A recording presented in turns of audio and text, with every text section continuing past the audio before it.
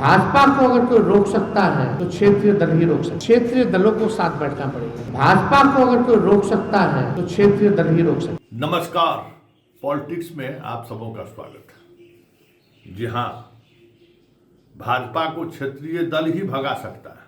सुने ना, अब बोल कौन रहा है? जनाब तेजस्वी। मतलब 2025 के विधानसभा में जिस तरीके से मटिया मेट हो गया है, अब इन्हीं के भरोसे जो है सो बीजेपी बिहार से भागेगी, माले के भरोसे भागेगा, सीपीआई सीपीएम के भरोसे भागेगा। यही हाल ममता का था, भगाते भगाते खुद भाग गए। वही हाल राज ठाकरे का था, एनसीपी का हाल देख लिए ना। देखिए, आज की राजनीति में बीजेपी को अगर कोई हरा सकती है तो वो कांग्रेस ही है, क्योंकि पेन इंडिया कांग्रेसी ही एक ऐसी पार्टी है जो वैचारिक तौर पर बीजेपी को कटघरे में खड़े कर रही है और बार बार कटघरे में खड़े करके उन्हें परेशान तो कर रहा है। संविधान खतरे में है, ये किसकी नैरेटिव थी? किसी क्षत्रिय दल का नैरेटिव बनाया हुआ था क्या? किसी क्षत्रिय दल ने संविधान की पुस्तक लेकर चला था क्या? किसी क्षत्रिय दल ने नहीं। और लोकसभा चुनाव के दौरान संविधान खतरे में है, ये बात इतनी जबरदस्त तरीके से लोगों तक पहुंचा कि 400 पार के नारा देने वाले 240 पर सिमट कर रह गए। ना ये ममता का नारा था, ना ये लालू का नारा था, ना ये नारा स्टालिन का था, ना राज ठाकरे का नारा था, ना अखिलेश का नारा था, ना शरद पवार का नारा था। जबकि क्षेत्रीय दलों की अगर भूमिका को अगर देखें तो बीजेपी को इस देश में स्थापित करने में अगर किसी एक वजह पर अगर चर्चा होगी तो वो है क्षेत्रीय दल का परिवारवाद और भ्रष्टाचार। सारे के सारे क्षेत्रीय दल के नेता अखिलेश को छोड़ दे तो भ्रष्टाचार में अखंड डूबा हुआ है। मायावती की तो राजनीति खत्म हो गई भ्रष्टाचार की वजह से। आज वो मजबूती से खड़ी हो जाए तो यूपी की पूरी सियासत बदल जाएगी, लेकिन वो खड़ी हो नहीं सकती है। इतना भ्रष्टाचार की है, इतना भ्रष्टाचार में अखंड डूबी हुई है, अखंड अखंड यहां तक डूबी हुई है कि खड़ी हुई तो फिर तिहाड़ झेलते हैं। एविडेंस बीजेपी वालों के हाथ में है, पूरा साक्ष्य है, केस है ही। तो उन्होंने सिलेंडर बोल दिया और अब उसी दिशा पर तेजस्वी भी जा रहे हैं। तेजस्वी को भी समझ में आ गया है कि सिलेंडर नहीं बोले नरेंद्र के सामने में तो फिर जेल का हवा खाना तय है। और जिस मुकदमे में सुनवाई हो रही है उसमें लालू यादव को तो जेल जाने से तो कोई रोक ही नहीं सकता है। लैंड फॉर जॉब मामले में जिस तरीके का एविडेंस, जिसको उन्होंने नौकरी दिया, जिससे उन्होंने जमीन लिया, वही सीबीआई का गवाह भी बन गया। तो किसी भी समय खेल खत्म। तब तक बचे हुए हैं जब तक बीजेपी के अनुसार काम कर रहे हैं। और विधानसभा चुनाव में तो ये देखने को ही मिला ना कि किस तरीके से उन्होंने एक रणनीति के तहत खेल खेला है। और उस खेल में बीजेपी को इतना फायदा हुआ कि बिहार की सबसे बड़ी पार्टी बनकर वो उभर गए। उसमें तेजस्वी की कम बड़ी भूमिका थोड़ी है। झारखंड देख लीजिए, हेमंत सोरेन जो है गए असम में चुनाव लड़ने के लिए। किसके लिए लड़े थे? कि कांग्रेस को नुकसान हो जाए।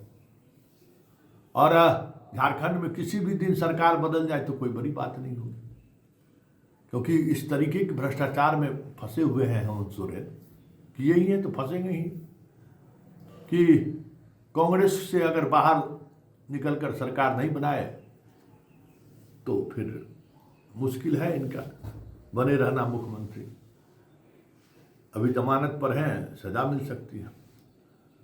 और जिस तरीके की सुविधा भोगी हो चुके हैं, मुश्किल है बीजेपी के सामने खड़ा होना। तो बिहार साफी है क्षत्रिय दल, झारखंड साफी है क्षत्रिय दल, बंगाल साफी हो गया क्षत्रिय दल, यूपी में कांग्रेस और अखिलेश आमने सामने साथ मिलकर लड़ रहे हैं, तो वहाँ कुछ उम्मीद की किरणें दिख रही हैं। महाराष्ट्र खत्म ही है, स्टालिन सांसी गिन रहे हैं, तो कौन बचा क्षत्रिय दल? उड़ीसा वाले का तो कोई ठीक ही नहीं था, न कोई ठीक है। जिस तरीके से वो उनकी राजनीति चल रही है, उनका भी खेल खत्म ही है। तो किस क्षेत्रीय दल के सहारे बीजेपी को टक्कर देने की बात तेजस्वी कर रहे हैं? इसी संदेश में छुपा है बीजेपी का वो संघवाद का एजेंडा, या बीजेपी का वो स्लीपर सेल जो हर पार्टी में है, उसी का एक प्रकटीकरण है तेजस्वी का ये बयान, और कुछ भी नहीं है। यह प्रकटीकरण है, और उस प्रकटीकरण में साफ दिख रहा है कि तेजस्वी ये बात करके बीजेपी के एजेंडे को मजबूत कर रहे हैं, और कुछ भी नहीं है।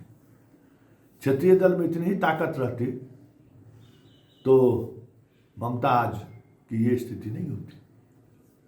SIR को लेकर राहुल जिस तरीके से कैंपेन करना शुरू किया, कोई क्षेत्रीय दल SIR के मुद्दे पर राहुल के साथ खड़ा था क्या? कोई नहीं, कोई सुनने को तैयार नहीं था भाई। बाकी बात तो छोड़ दीजिए। और अब चुनाव हारने के बाद सब SIR कर रहे हैं। ममता कर रही है कि हमारी हार की वजह यही है। तेजस्वी अभी भी नहीं मान रहे हैं SIR। वैसे बिहार में उस तरीके का SIR हुआ भी नहीं जिस तरीके का पश्चिम बंगाल में हुआ, फिर भी SIR को मुद्दा बनाया जा सकता था। जैसे संविधान खतरे में है, मुद्दा बना ना, उस राजनीति मुद्दों के सहारे होता है। राजनीति एक डिस्कोर्स है, डिस्कोर्स को बनाए रखना पॉलिटिकल पार्टी का एक राजनीतिक कह सकते हैं कि सुंदरी वाला बात है। पूरा कोहबर घर को जैसे सजाते हैं, उसी तरह से डिस्कोर्स है राजनीति में। बिना डिस्कोर्स की राजनीति थोड़ी हो सकता है। क्षेत्रीय दल के पास न नीति है, न नीयत है, न विचार है। धर्मनिरपेक्षता करने से थोड़ी हो जाएगा। आज बीजेपी बंगाल में जो स्थापित हुई है, इसकी वजह क्या है? तुष्टीकरण। इससे कोई इनकार कर सकता है क्या? मुसलमानों को लेकर इस तरीके की तुष्टीकरण ममता ने की कि आज बीजेपी वहां है। लालू भी अपने समय में मुसलमानों के तुष्टीकरण की सारी हदें पार कर दी थी, तो सामने है। तो क्षेत्रीय दल के सहारे अब बीजेपी को रोकने की बात करना ही एक बड़ी बेईमानी है। बेईमानी ही नहीं है, कहिए कि कहीं न कहीं अप्रत्यक्ष तौर पर बीजेपी को मदद करने जैसी बात है, क्योंकि क्षेत्रीय दल में अब वो ताकत ही नहीं रहा। हाँ, क्षेत्रीय दल की ताकत कांग्रेस के साथ, बगैर कांग्रेस का नहीं।